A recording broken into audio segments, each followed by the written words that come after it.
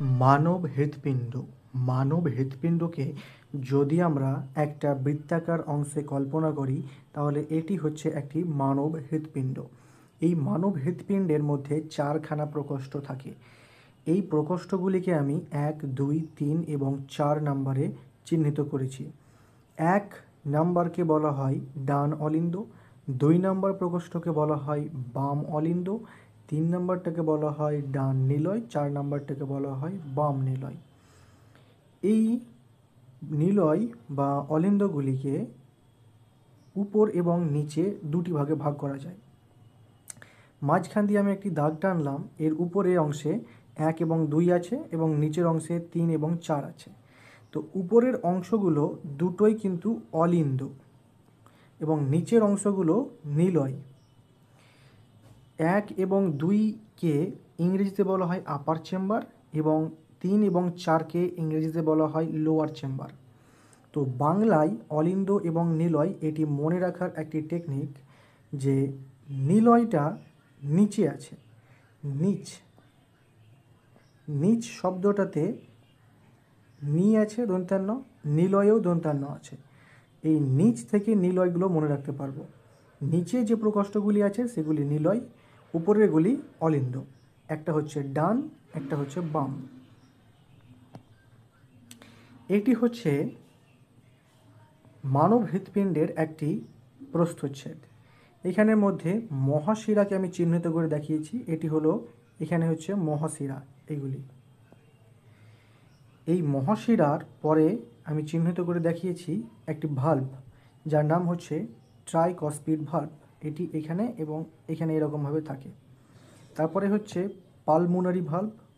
Pulmonary ভাল্বটি এইখানে থাকে এরকমভাবে। এরপরে আছে অ্যারোটিক ভাল্ব। অ্যারোটিক ভাল্বটি এখানে আছে। তারপরে বাইকসপিড ভাল্ব।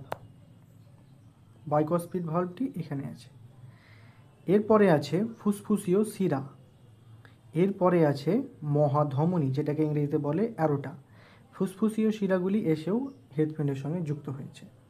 তাহলে এই হৃৎপিণ্ডের কাজ কি, কিভাবে কাজ হয়, রক্ত কিভাবে আসে এবং যায়, এর ফাংশনটা কি আমরা জানব বিস্তারিত। প্রথমে পুরো শরীর থেকে কার্বন ডাই অক্সাইড মিশ্রিত দূষিত রক্ত মহাশিরার মধ্যে দিয়ে ডান অলিন্দে এসে পৌঁছায়, যেটাকে আমি 1 নম্বরে চিহ্নিত করেছি। এরপরে এটি ট্রাইকসপিড ভাল্ব পার হয়ে চলে আসে 3 নম্বরে ডান নিলয়ে। এই জায়গাটাতে রক্ত আসে। তারপরে পালমোনারি ভাল্ব ক্রস করে রক্ত চলে যায় সোজা ফুসফুসে।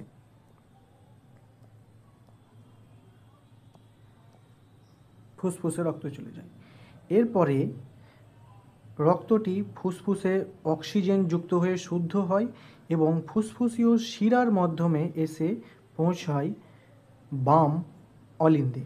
বাম অলিন্দের পরে বাইকসপিড ভাল্ব পার হয়ে চলে আসে এই জায়গাটাতে। এটার নাম হচ্ছে 4 নম্বরকে বলা হয় আমাদের বাম নিলয়। এই নিলয়ের পরে অ্যারোটিক ভাল্ব ক্রস করে চলে যায় সোজা মহাধমনী দিয়ে পুরো শরীরে বিশুদ্ধ রক্ত। এবার আমরা হার্ট নিয়ে কিছু প্রশ্ন ও উত্তর জানব। 1 নম্বর ও 2 নম্বর হচ্ছে অলিন্দ, যেটাকে ইংরেজিতে বলে এট্রিয়াম। এর কাজ হচ্ছে ব্লাডকে রিসিভ করা মানে বাইরে থেকে ব্লাড এনে ভেতরে জমা করা, এটাই হচ্ছে এর কাজ।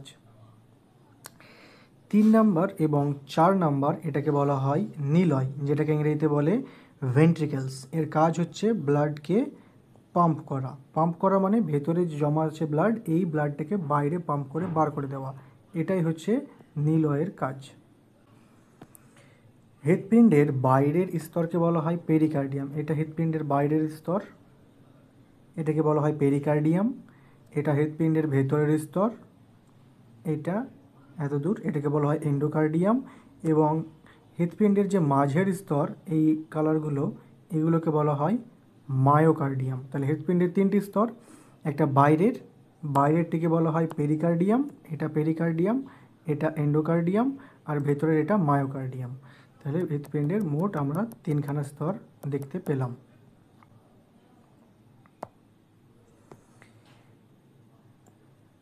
হার্টের অপারেশনকে বলা হয় বাইপাস সার্জারি। প্রথম হার্ট ট্রান্সপ্লান্ট করেন ডক্টর ক্রিশ্চিয়ান বার্নার্ড। একবার হার্ট পাম্প করে 70 ml রক্ত।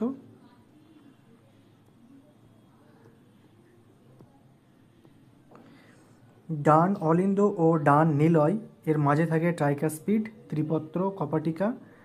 ডান অলিন্দ এটা ও ডান নিলয় এটা, এর মাঝে আছে এটা, এটাকে বলা হয় ট্রাইকাসপিড কপাটিকা। ও বাম অলিন্দ ও বাম নিলয়, এটা বাম অলিন্দ এটা বাম নিলয়, এর মাঝে আছে এইটা হচ্ছে বাইকাসপিড কপাটিকা।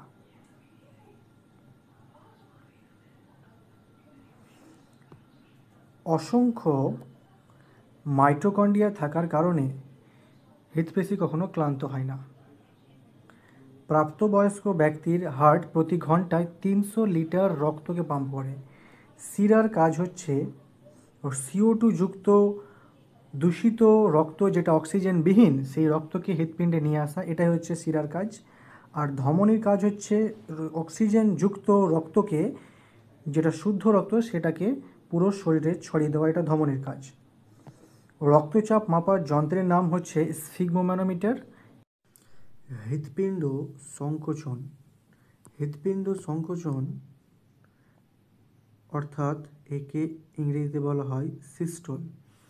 সিস্টোল কথার মানে হলো হৃৎপিণ্ড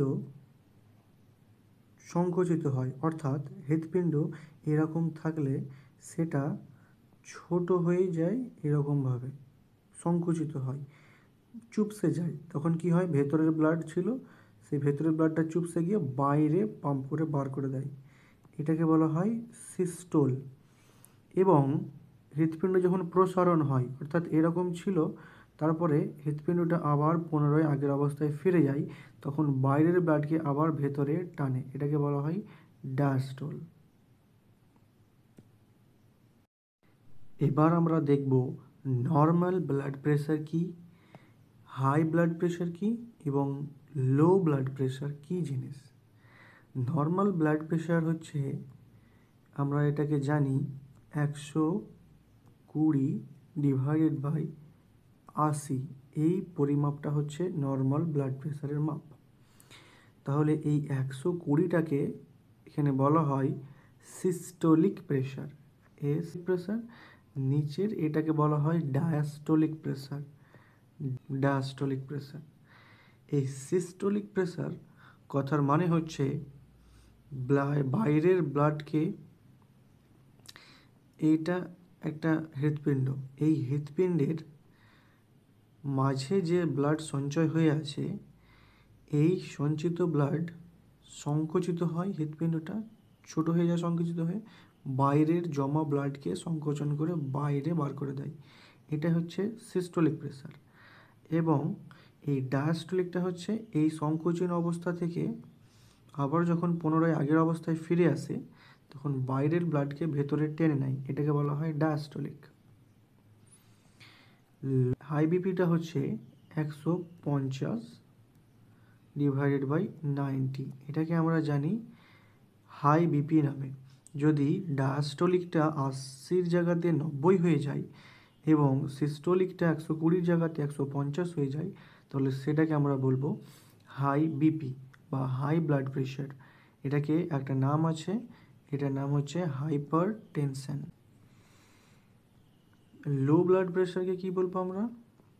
লো ব্লাড প্রেশারকে আমরা জানি 100 উপরে থাকবে এবং নিচে থাকবে 60, এটাকে আমরা জানি লো ব্লাড প্রেশারের নাম দিয়ে। তাহলে এই 60টা হচ্ছে আমাদের ডায়াস্টোলিক প্রেশার এবং 100টা হচ্ছে আমাদের সিস্টোলিক প্রেশার।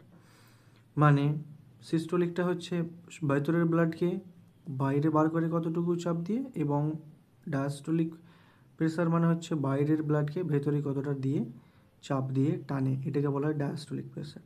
এই লো ব্লাড প্রেশারকে বলা হয় হাইপোটেনশন।